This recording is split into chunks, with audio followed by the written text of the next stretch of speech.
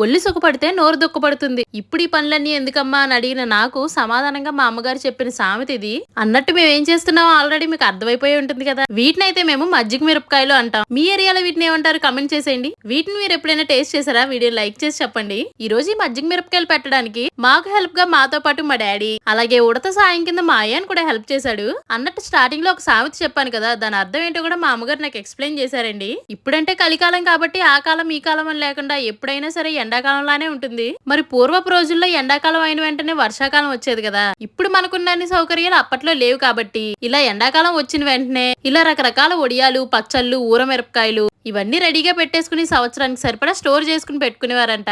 ఎందుకంటే వర్షాకాలం వచ్చేసరికి పనులు తక్కువగానే ఉంటాయి, దాంతో పాటు ఆదాయం కూడా తక్కువగానే ఉంటుంది కదా. కోటి విద్యలు కూటి కోసమే అన్నారు. మరి అలా ఆదాయం లేనప్పుడు కడుపు నింపుకోవడం కష్టంగా ఉండకూడదు కాబట్టి ఇవన్నీ ఇలా చేసి పెట్టుకునేవారంట.